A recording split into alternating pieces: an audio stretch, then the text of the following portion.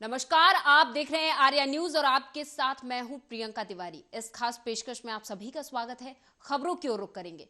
छत्तीसगढ़ में ईडी की रेड के बाद राज्य के पूर्व मुख्यमंत्री डॉक्टर रमन सिंह और वर्तमान सीएम भूपेश बघेल के बीच ट्विटर वार छिड़ गया है। पिछले 2 दिनों से वो लगातार एक दूसरे पर आरोप प्रत्यारोप लगा रहे। दरअसल ईडी ने 11 अक्टूबर को छत्तीसगढ़ के कई आईएएस अफसरों के यहां छापा मारा था, जिसके बाद 4 लोगों को पुलिस ने गिरफ्तार भी किया है। इसको लेकर जहां एक तरफ बीजेपी कांग्रेस को घेरने में जुटी है, तो वहीं कांग्रेस बीजेपी पर एजेंसी के दुरुपयोग करने का आरोप लगा रही है। इस बीच छत्तीसगढ़ के सीएम भूपेश बघेल ने पूर्व सीएम रमन सिंह को निशाने पर लेकर एक वीडियो ट्वीट किया है। वो वीडियो आपको दिखाएंगे भी और सुनाएंगे भी।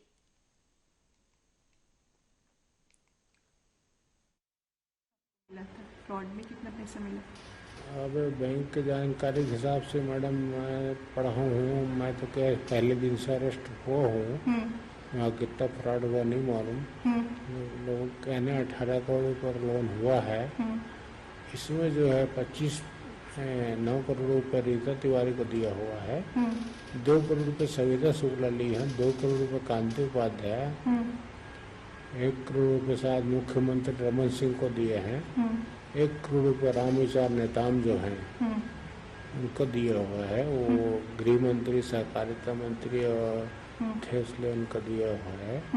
1 करोड़ रुपये लोकल जो ब्रिज मोहन अग्रवाल जो यहाँ के वो हैं, MLA हैं कहना चाहिए, उनको दिए।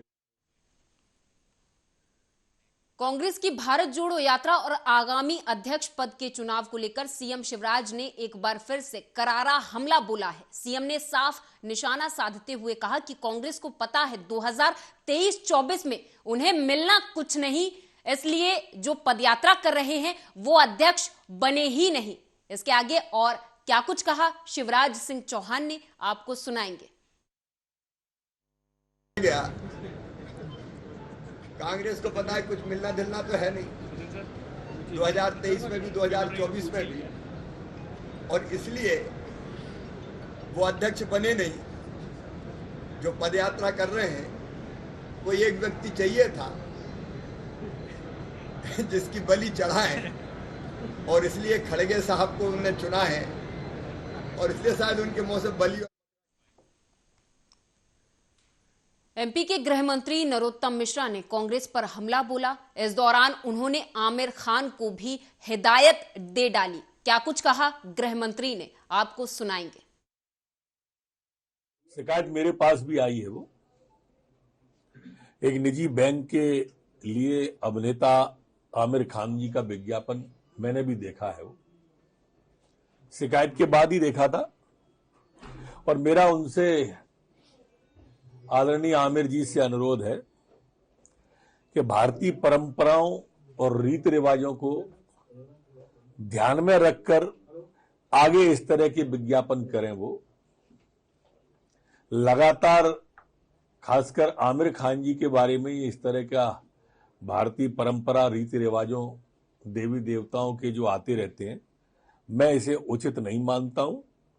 इस तरह के तोड़ मरोड़ के जो अभिनय करने से धर्म विशेष की भावनाएं आहत होती हैं, और इसलिए किसी की भी भावना को आहत करने की इजाजत उन्हें नहीं है, ऐसी मेरी मान्यता है। खड़ाऊ लेके खड़गे जी आ जरूर रहे हैं। अब 80 वर्षीय खड़गे जी को क्यों दौड़ाया जा रहा है मुझे मालूम नहीं है।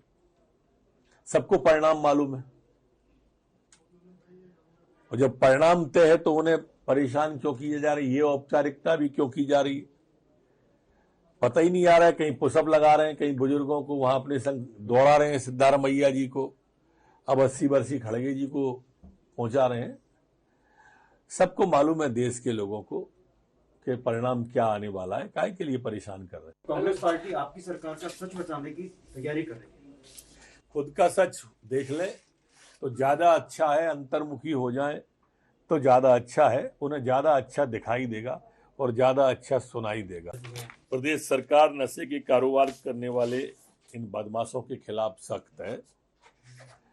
मध्य प्रदेश की पुलिस ने मुख्यमंत्री जी के निर्देश के बाद में इस अभियान को और तेज किया है। सारे हुक्का लाउंज बंद कर दिए गए हैं।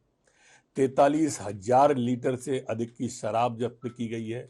एनडीपीएस एक्ट के तहत 360 प्रकरण दर्ज किए गए हैं और हमारी पुलिस पूरी ताकत शिद्दत से नशे के जो माफिया हैं, नशे का कारोबार करने वाले हैं, उनमें से किसी को भी नहीं छोड़ेगी। हम बहुत जल्दी ये गुटखा जो होते हैं, तंबाकू गुटखा।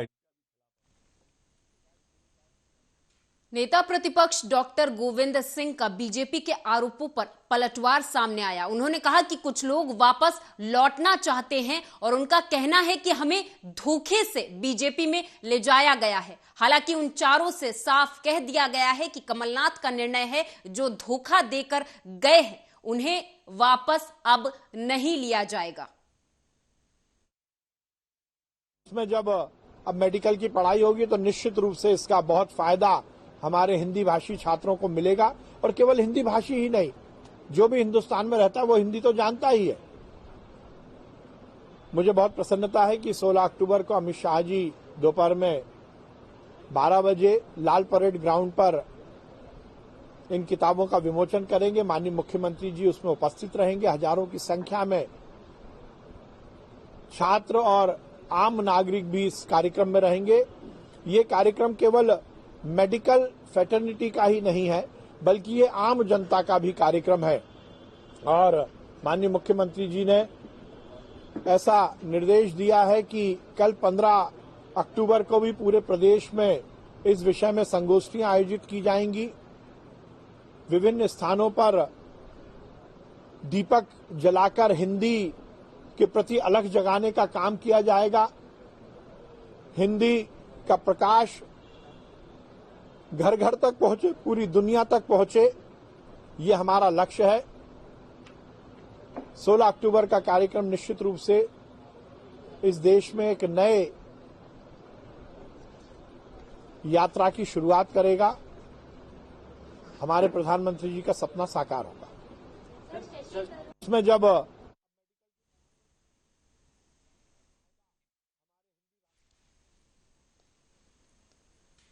शशि थरूर का प्रतिनिधि बैठक में उद्घोष नजर आया है। उन्होंने कहा है कि मैं आपका आभारी हूं, मुझे समय मिला है।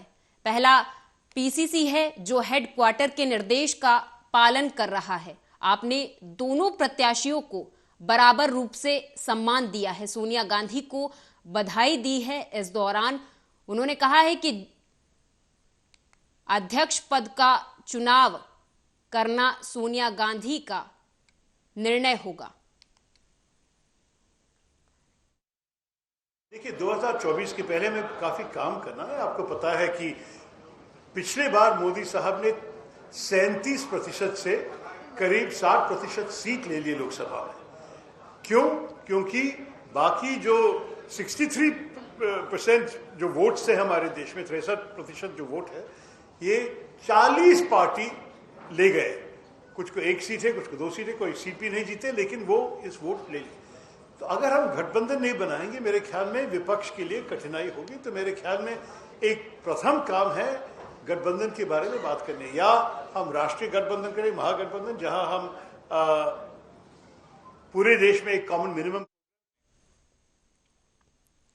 ऐतिहासिक धरोहर के रूप में पंजीकृत दमोह के सर्वधर्म आस्था का केंद्र फुटेरा तालाब नगर पालिका के उदासीन रवैये के चलते गंदगी की मार झेल रहा है। गंदगी और प्रदूषण से तालाब को मुक्त करने के लिए फुटेरा तालाब संरक्षण समिति के युवाओं के द्वारा इस तालाब को संरक्षित करने के लिए लगातार सफाई अभियान बिना किसी शासकीय सहयोग के चलाया जा रहा है, जिसमें बड़ी संख्या में तालाब के किनारे निवासरत रैकवार समाज के युवा श्रमदान करके तालाब को साफ रखने का प्रयास करते हैं। कई वर्षों से लगातार प्रयास करने के बाद तालाब में कुछ समय तक सफाई नजर आने लगती है। त्योहारों के सीजन में विसर्जन के पश्चात शांति समिति की बैठक में यह निर्णय लिया गया था कि विसर्जन के बाद फुटेरा तालाब को पुनः पूर्ण रूप से साफ करने की जिम्मेदार नगर पालिका प्रशासन होगा। बटियागढ़ सुप्रीम कोर्ट के आदेशानुसार जिला पुलिस अधीक्षक के निर्देशन पर बटियागढ़ थाना पुलिस ने बगैर हेलमेट के वाहन चालकों के खिलाफ कार्रवाई कर उनका चालान काटा है। दरअसल सुप्रीम कोर्ट ने संज्ञान लेते हुए दोपहिया वाहन चालकों को हेलमेट पहनकर वाहन चलाना अनिवार्य किया है, जिस पर पुलिस प्रशासन के द्वारा सघन वाहन चेकिंग अभियान चलाकर बगैर हेलमेट लगाकर दोपहिया वाहन चालकों के विरुद्ध चालानी कार्रवाई की जा रही है। वर्तमान समय में बिना हेलमेट पहनकर वाहन चलाने वालों के खिलाफ एक अभियान चल रहा है। इसके तहत आज हमने वाहन चेकिंग लगाई है और जो भी व्यक्ति हमें बिना हेलमेट के मिल रहा है तो उन सब के खिलाफ हम चालानी कार्रवाई कर रहे हैं। सर अभी तक कितने लोगों के साथ चालान? लगभग 10 लोगों के खिलाफ हम। कांग्रेस ने हिमाचल प्रदेश के सोलन में परिवर्तन महिला दिवस पर आयोजित कार्यक्रम में परिवर्तन प्रतिज्ञा रैली के साथ विधानसभा चुनाव का शंखनाद कर दिया है और रैली को कांग्रेस की राष्ट्रीय महासचिव प्रियंका गांधी और छत्तीसगढ़ के मुख्यमंत्री भूपेश बघेल ने संबोधित किया है। इस दौरान क्या कुछ कहा आपको सुनाएंगे। बताइए, आप ये लड़ाई लड़ना चाहते हैं कि नहीं लड़ना चाहते? आप ये लड़ाई अपने हाथ में ले लीजिएगा। देखिएगा ये नोट धरे के धरे रह जाएंगे, काम नहीं आएगा। छत्तीसगढ़ में इतनी सीट आपने दी वहां की जनता ने 3/4 बहुमत से, हिमाचल में भी 3/4 बहुमत से कांग्रेस को जिताइएगा। ये पैसे धरे के धरे रहेंगे। बताइए। छतरपुर से अगली खबर है, जहां आपको बता दें कि छतरपुर में शराब की लत के चलते दबंगों ने एक अमानवीय घटना को अंजाम दिया है और शराब पीने के लिए रुपए न देने पर शराबियों ने शंकर भगवान के मंदिर के कमरे में आग लगा दी। इतना ही नहीं बल्कि मंदिर के पुजारी के साथ मारपीट भी की। घटना को अंजाम देने वाले उत्तर प्रदेश के रहने वाले बताए जा रहे हैं। तो वहीं इस वारदात के दौरान पुजारी की मोटरसाइकिल और मंदिर का चंदा 45,000 नकदी जलकर खाक हो गया है। हरपालपुर थाने के ग्राम कुकरैल का ये मामला बताया जाता है और पीड़ित ने तहरीर देकर कार्रवाई की मांग की है।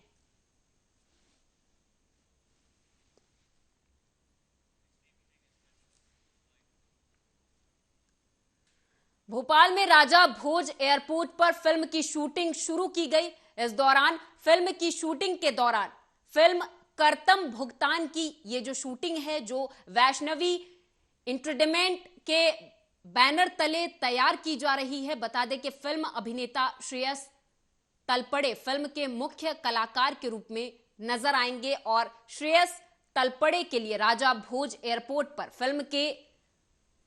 फिल्म में दर्शाने के लिए शॉट्स लिए जा रहे हैं। शॉट्स में अभिनेता श्रेयस तलपड़े फिल्म में एयरपोर्ट टर्मिनल से बाहर निकलते हुए दिखाई दे रहे हैं।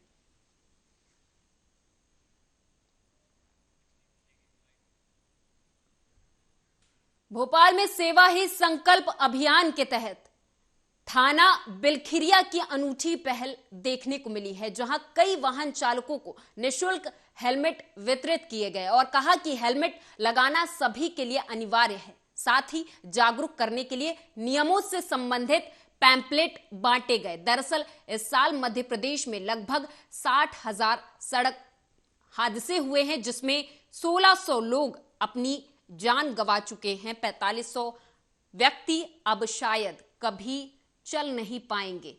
मध्य प्रदेश सरकार गृह विभाग हेलमेट के प्रति जागरूकता जगाने के लिए अभियान छेड़ चुकी है। शुरू हुए इस अभियान में समझाया गया है कि अगर नियमों का सही से पालन नहीं किया जाएगा तो कार्रवाई की जाएगी।